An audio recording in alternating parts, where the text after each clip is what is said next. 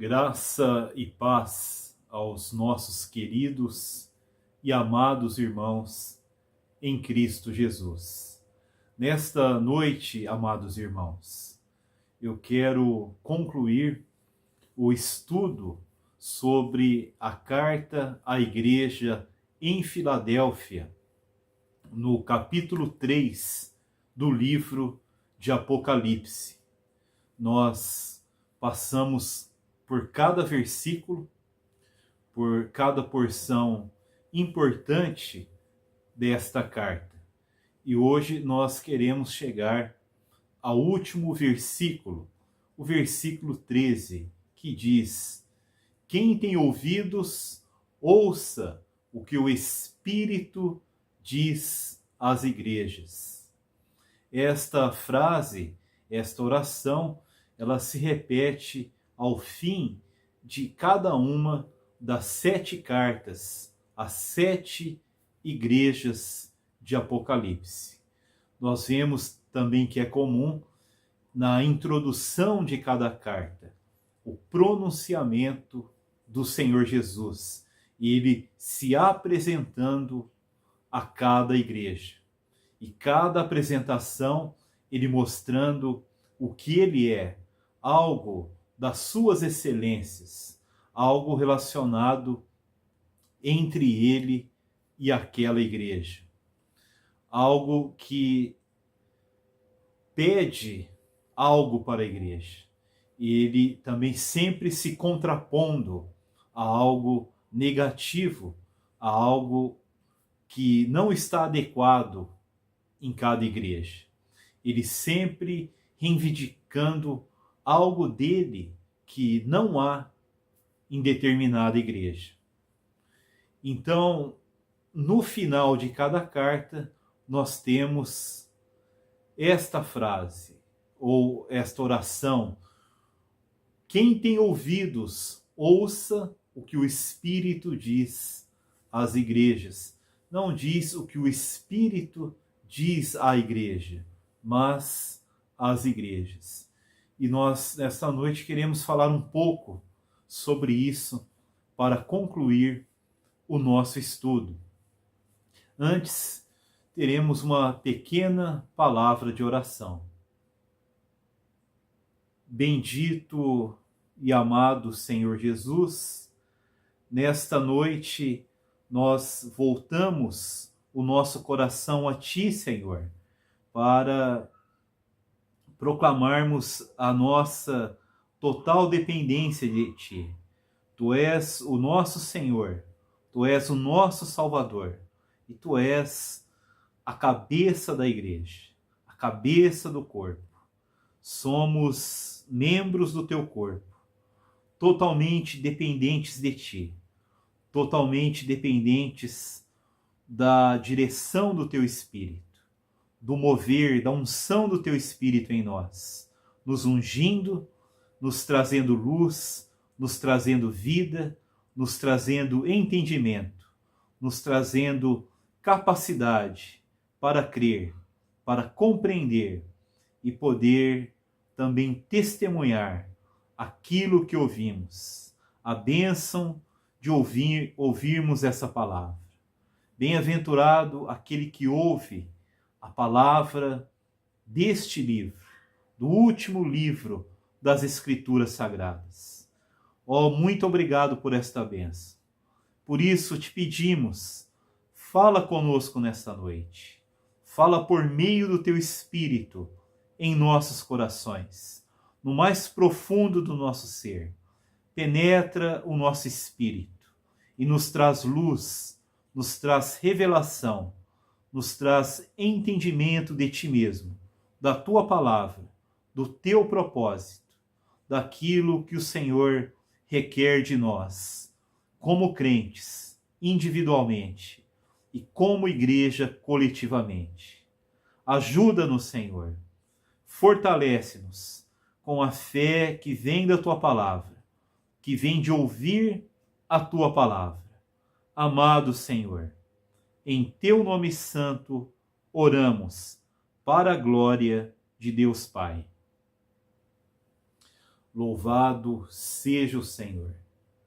Bendito seja o Senhor e Salvador Jesus Cristo. Amados, esta última frase que sempre aparece no fim de cada carta às 7 igrejas de Apocalipse. Quem tem ouvidos, ouça o que o Espírito diz às igrejas. O falar de cada carta é o falar do Senhor Jesus diretamente à igreja.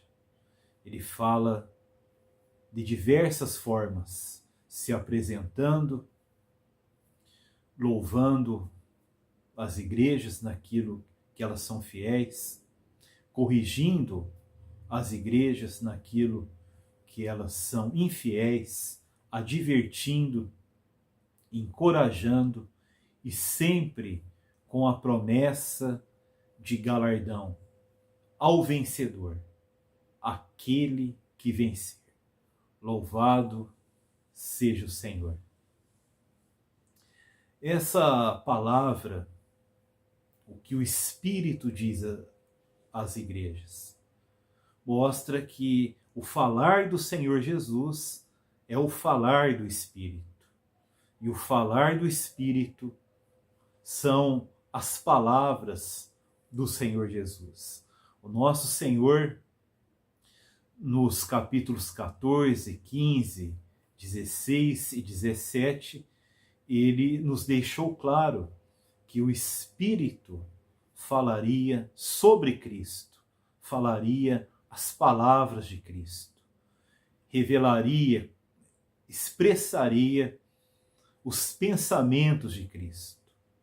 Ele não falará nada de si mesmo, mas daquilo que ouvir, daquilo que de mim receber, ele falará. O Espírito fala as palavras do Senhor Jesus.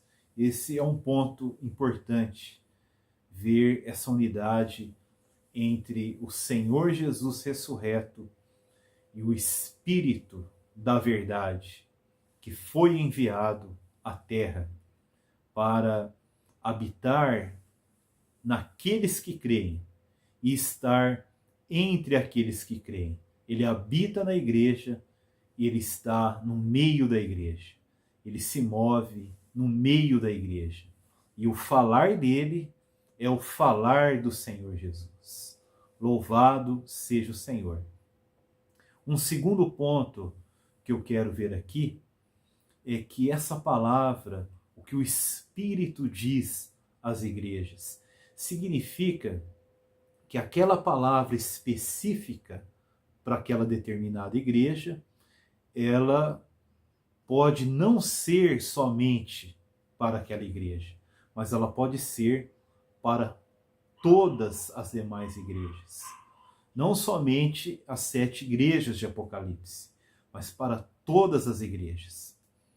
Isso não tem nenhum limite de espaço geográfico ou de tempo.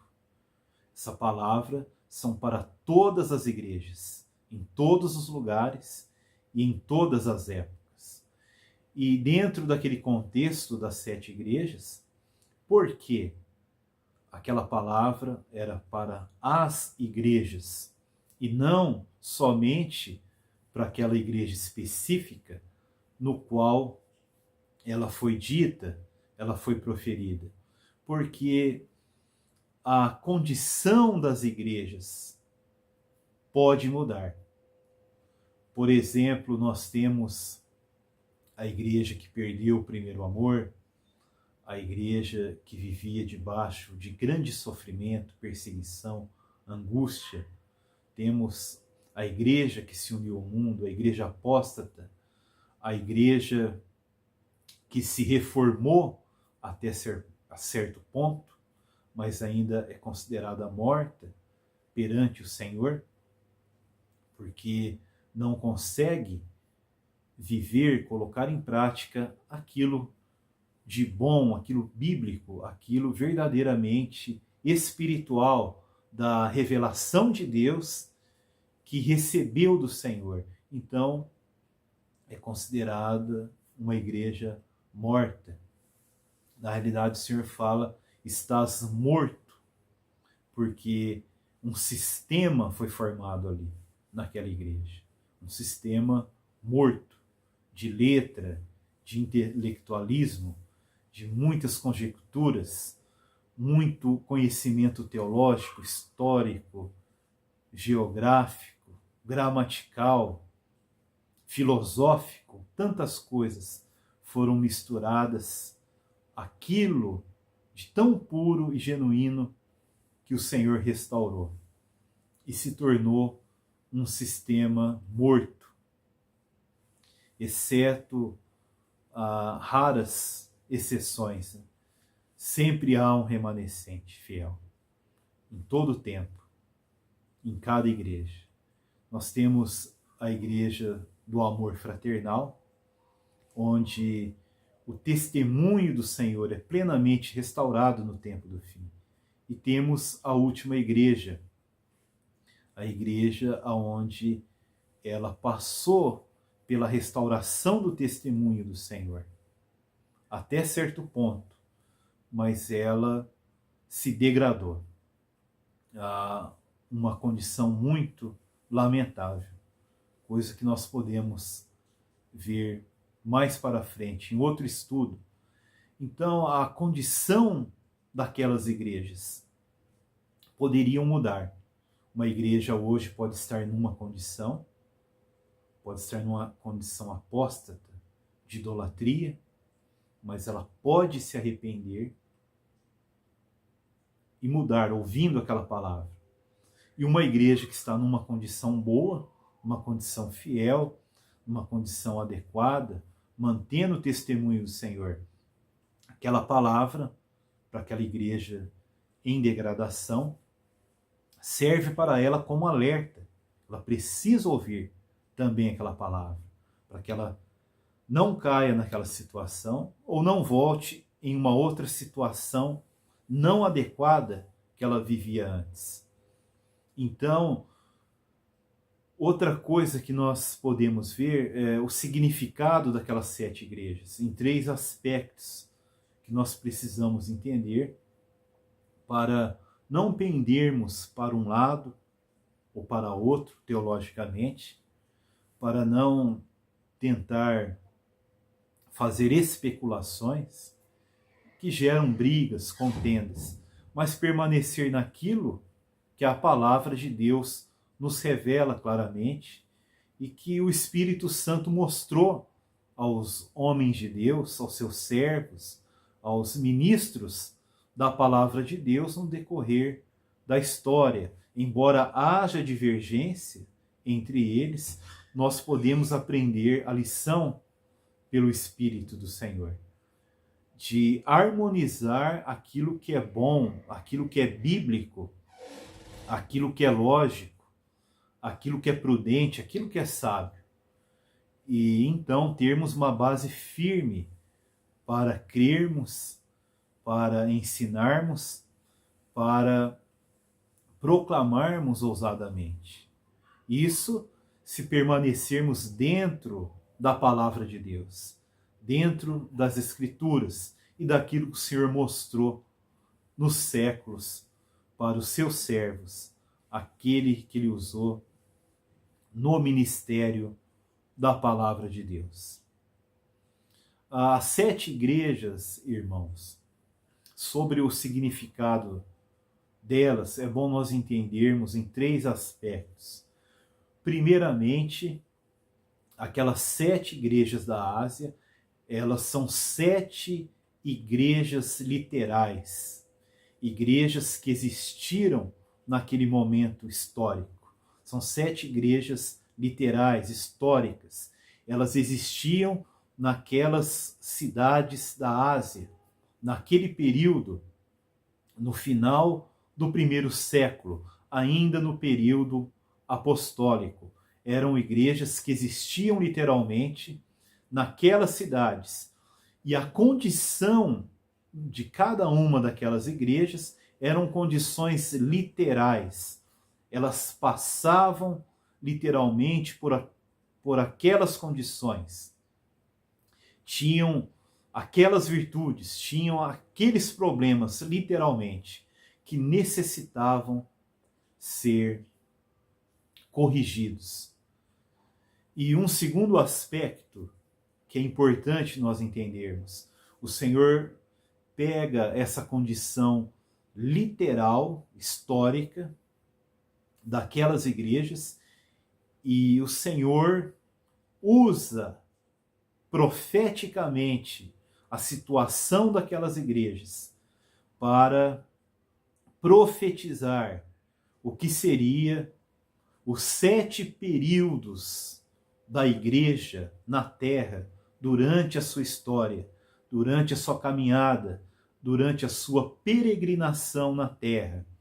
Então, aquelas 7 igrejas literais, históricas, elas se tornam uma profecia para toda a história da igreja.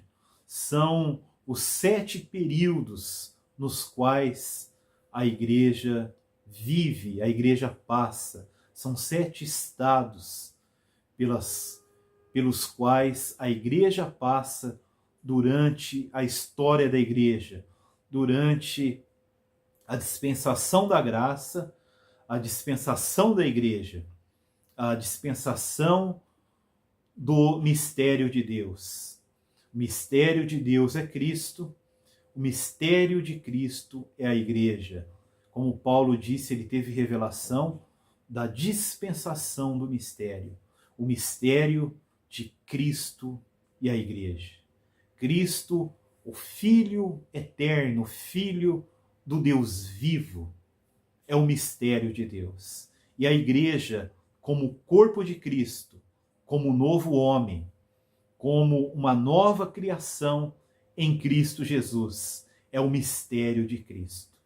Então, as 7 igrejas são os 7 estágios nos quais a igreja passa durante esta dispensação do mistério da igreja. A dispensação da graça é uma profecia.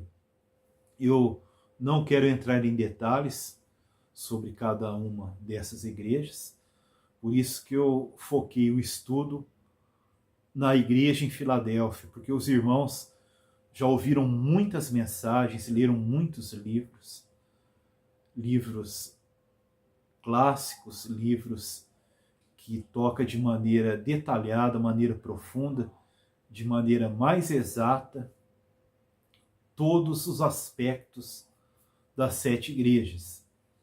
E tem também um último aspecto. Essas 7 igrejas também representam o aspecto prático, o aspecto atual, o aspecto que cada igreja, em qualquer era, mostra que aquelas 7 igrejas representam 7 condições espirituais, 7 estados espirituais que uma igreja local pode estar vivenciando atualmente. Isso para toda a história. Então, em toda a história, há essas 7 condições espirituais que uma igreja local pode estar vivendo. Então, em toda a história, todas as igrejas, elas viveram em alguma dessas 7 situações, nesses 7 estados espirituais, nessas condições que são descritas. E atualizando para hoje, nós podemos dizer que hoje na Terra, em todas as igrejas, há igrejas em cada uma dessas condições. Há igrejas que podem ter perdido o primeiro amor. Há igrejas, isso é um fato inegável, há igrejas vivendo numa condição de perseguição, de grande angústia, sofrimento, até de martírio. Isso nós vemos aonde? Nós vemos no Oriente Médio, no norte da África, o extremo Oriente Asiático e até mesmo aquelas ilhas próximas da Nova Zelândia, Austrália, aquelas ilhas da Oceania, que existe perseguição, violência contra os cristãos. Então tem igrejas vivendo na condição da segunda igreja, a igreja em Esmirna. Isso não acabou. Isso percorre toda a história da igreja. Em algum lugar, algum determinado tempo, há cristãos que passam por martírio, por grandes sofrimentos, grandes perseguições, que são fiéis até a morte. Isso é algo da soberania do Senhor sobre a vida de cada crente individualmente, na vida de cada igreja localmente dizendo, ou em uma região maior, um estado, um país, um continente. Isso é a soberania do Senhor. Louvado seja o Senhor. Então, tem igrejas que podem estar apostatando, trazendo elementos de idolatria para dentro de seus cultos, de suas reuniões, para dentro do ensino, para dentro do serviço, da comunhão. Pode haver elementos de idolatria. E hoje, irmãos, quando nós falamos de idolatria, não é mais aquela idolatria pagã do Velho Testamento, que era tão explícita, explicitamente demoníaca, aquelas imagens, os atos de imoralidade, toda aquela feitiçaria envolvida, algo tão escandaloso. Depois nós temos uma idolatria que penetrou a igreja cristã, com imagens, com substitutos da obra de Cristo, da função sacerdotal de Cristo, muitos substitutos. Que isso é um ídolo, aquilo que substitui uma realidade espiritual se torna um ídolo. Aquilo que toma o nosso coração e nós amamos, nós veneramos, nós reverenciamos, nós amamos mais do que o nosso Senhor Jesus, que morreu por nós, se torna um ídolo, ocupou o nosso coração. E de uma forma mais abrangente, mais detalhada, existem outras formas de idolatria. Tudo o que substitui uma realidade espiritual, distorce uma realidade espiritual, se torna um ídolo na minha vida. Porque eu irei me apegar àquilo, irei amar, irei me devotar, irei adorar aquilo no lugar do Senhor. Então, hoje, nos dias atuais, existem outras formas de substituições. Substituições da obra perfeita de Cristo. Quando algum tipo de ensino muito sutil, ele vem acrescentar algo à obra perfeita de Cristo. Acrescentar algo que supostamente está faltando para que eu seja salvo, para que eu seja transformado, para que eu venha conhecer mais a Cristo. Coisas sutis, até mesmo coisas mecânicas, práticas, coisas repetitivas, frases repetitivas, né? Formas de fazer as coisas, formas de se reunir, de adorar, até de orar. Tem pessoas que têm uma fórmula de oração, né? E nós vemos que isso engessa as pessoas, endurece os corações, esfria os corações. e isso se torna um ídolo. As pessoas não conseguem ter um relacionamento adequado com o Senhor por causa disso. E nós vemos, irmãos, que essa é a realidade. Cada igreja, hoje na Terra, pode estar em uma dessas situações. Uma igreja que restaurou até certo ponto, mas se tornou morta, se tornou em um sistema morto, porque focou no conhecimento intelectual e selecionou algumas doutrinas que eles consideram fundamentais. E introduziram, mesclaram outras doutrinas que não são fundamentais e outras coisas teológicas, filosóficas, que não estão na palavra de Deus. Pelo contrário, procedem da mente humana, do ego humano, por causa daquela carência de conhecer verdadeiramente o Senhor e não conseguir avançar, não conseguir crescer, não conseguir uma nova luz, começam a introduzir novidades teológicas, filosóficas, práticas modernas, tradições, coisas supostamente fundamentalistas, ritos, formas de reuniões, legalismos. Então tudo isso vem a mortificar, a sufocar aquilo que o Senhor revelou. Se o Senhor revelou algo pequeno, algo que seja considerado pouco, é melhor ser fiel no pouco, permanecer no pouco. Enquanto o Senhor não revelar mais, não invente coisas, não introduza coisas, não tente uma novidade, uma coisa que dê certo, não entre no pragmatismo, porque isso só vai prejudicar ainda mais a condição do povo do Senhor, das igrejas do Senhor. Vamos ser simples e fiéis, permanecer fiéis àquilo que o Senhor tem mostrado a nós.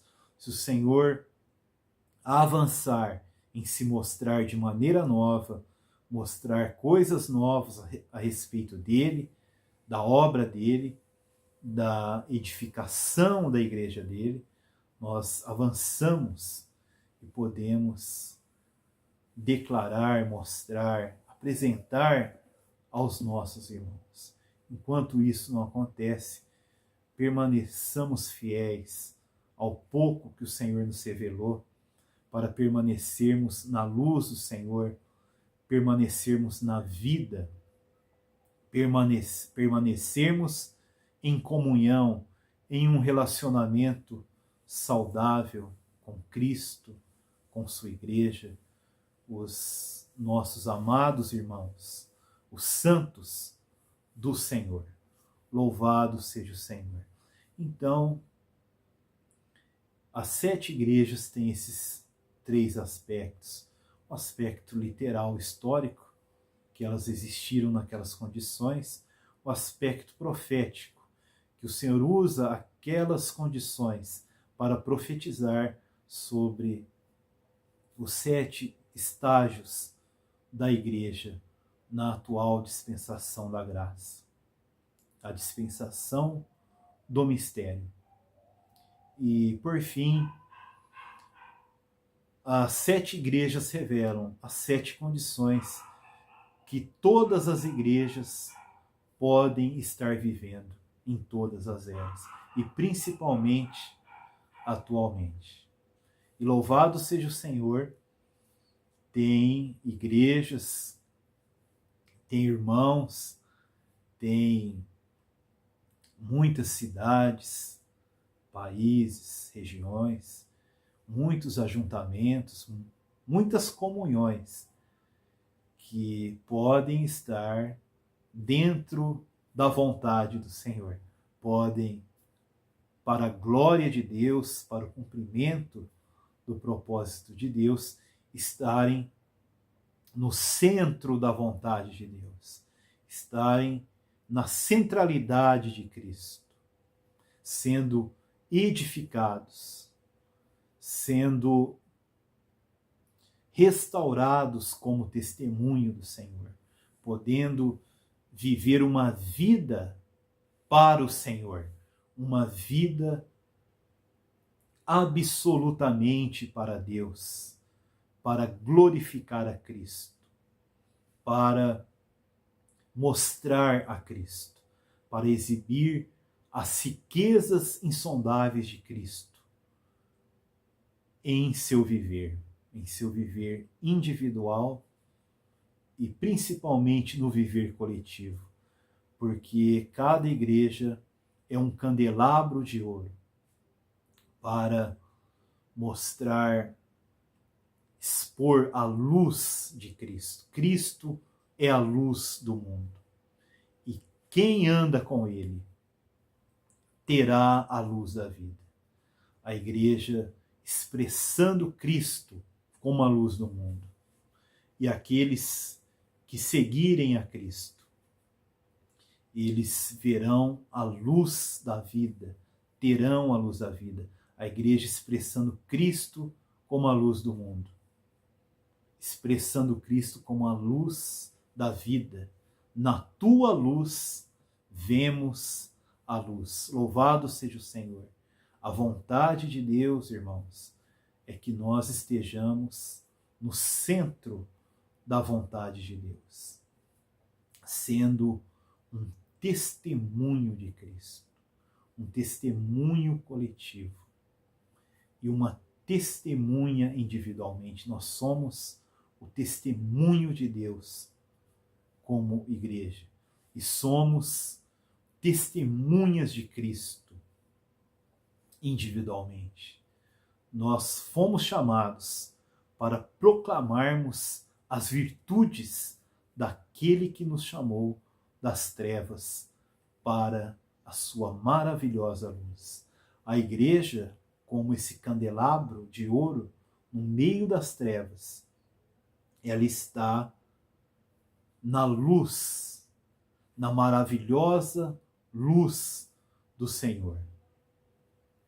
Ele nos transportou, Deus, do império das trevas para o reino do Filho do seu amor. O reino do Filho do amor do Pai. É um reino, primeiramente, de amor, um reino de luz e um reino de vida. No reino do Filho do amor de Deus, nós desfrutamos do amor de Deus. Nós desfrutamos da luz de Deus. E nós desfrutamos da vida de Deus, da vida de Cristo. Esse é o lugar que a igreja foi colocada, como candelabro, para resplandecer essa maravilhosa luz do reino do Filho do amor do Pai. Expressar Cristo como a luz do mundo e Cristo como a luz da vida. Louvado seja o Senhor. Amados, que o Senhor nos dê um chamamento, que nós consigamos ouvir o que o Espírito diz às igrejas. E seja a condição que nós estivermos, nós nos voltarmos para a condição que é a vontade do Senhor. Estar na condição da igreja em Filadélfia. Estar dentro da vontade eterna de Deus. Dentro do propósito de Deus, que é sermos verdadeiramente um testemunho de Jesus em cada cidade, em cada localidade, em cada região, em cada estado e nação, em todo o mundo. Que essa seja a condição de todas as igrejas, porque esta é a vontade do Senhor. Ter um candelabro que brilha, um candelabro que expressa e testemunha Jesus, as virtudes, as excelências, as belezas do nosso Cristo, do nosso bendito e amado Salvador, o amado das nossas almas, o Senhor Jesus Cristo, o qual nós amamos, o qual nós reverenciamos, o qual nós adoramos, que contemplamos as suas glórias, as suas belezas, as suas riquezas insondáveis, riquezas espirituais, eternas, celestiais, que passaremos a eternidade para conhecê-las. E isso nunca terminará, porque Ele é eterno, Ele é infinito. Louvado seja o Senhor. Esta é a vontade do Senhor, irmãos, que nós estejamos nessa condição de estarmos na plena restauração do testemunho do Senhor. Uma igreja, uma vida cristã que vive absolutamente para Cristo, que tem uma vida consagrada ao Senhor, para amá-lo, para testemunhá-lo, para fazer a vontade dele. Louvado seja o nosso Senhor. E eu creio que isso era o meu sentimento, talvez faltou algumas coisas, o Senhor não trouxe à memória, ao coração, eu me submeto ao Senhor, para que o Senhor prossiga falando aos irmãos, falando aos nossos queridos e amados irmãos, porque o corpo, ele é amplo, ele é grandioso. Uma das coisas que eu ouvi há mais de 20 anos atrás, aquelas palavras que marcam o nosso coração, porque penetrou o nosso espírito. Me lembro quando um irmão disse, há muitos anos, que somente Cristo pode abraçar toda a igreja, todos os membros do corpo de Cristo. Somente Ele pode atingir, alcançar todos os membros do corpo de Cristo.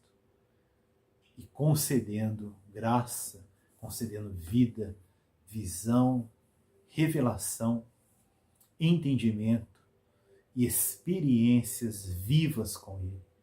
Por isso, nós dependemos do Senhor e nós dependemos dos nossos irmãos, da comunhão com os irmãos, da porção de cada irmão, da contribuição dos santos. O Senhor sempre tem algo novo a revelar a nós, através dos membros do corpo de Cristo, daqueles que o servem, daqueles que o adoram, que o buscam, aqueles que procuram agradá-lo, viver no seu favor, para engrandecê-lo em todas as coisas. Louvado seja o Senhor. Quem tem ouvidos, ouça o que o Espírito diz às igrejas.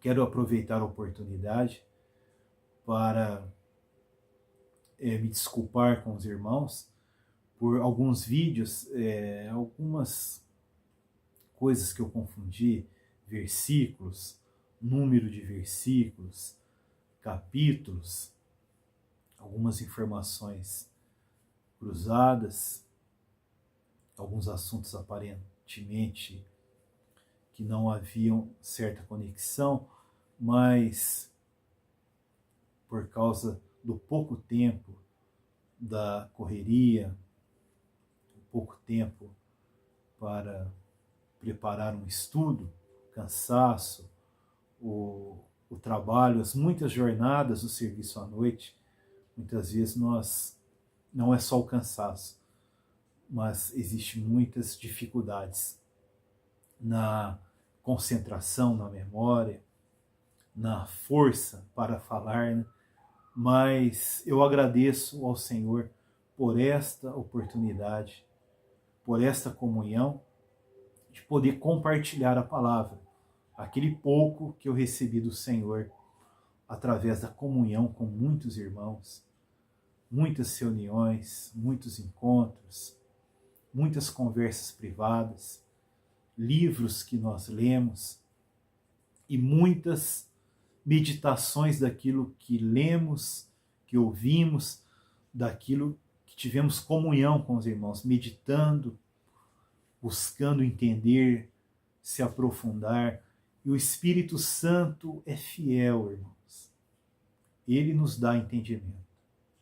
Talvez tenha algo que você não concorde, que você discorde, talvez você não aceita o que um determinado irmão, um determinado servo do Senhor fale, mas tenha calma, ore, busque compreender, medite a palavra diante do Senhor, ore.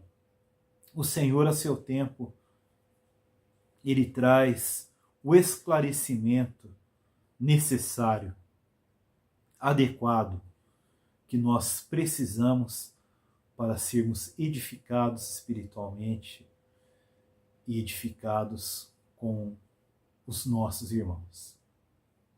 Por enquanto é isso. Eu agradeço ao Senhor por esta oportunidade e também aos irmãos. Querido Pai Celestial, te dou graças, ó Pai, por esta oportunidade de poder compartilhar a Tua palavra, poder estar em comunhão com alguns irmãos e podermos caminhar juntos, crescermos juntos no entendimento da Tua palavra, para, acima de tudo, sermos edificados, termos o Teu propósito se cumprindo em nós. Muito obrigado, Senhor, pela Tua palavra. Nos ajusta, nos aperfeiçoa, nos equipa cada vez mais para sermos úteis ao Senhor Jesus na obra dele, na obra de edificação. Amado Pai, em nome de Jesus, oramos. Amém. Louvado seja o Senhor.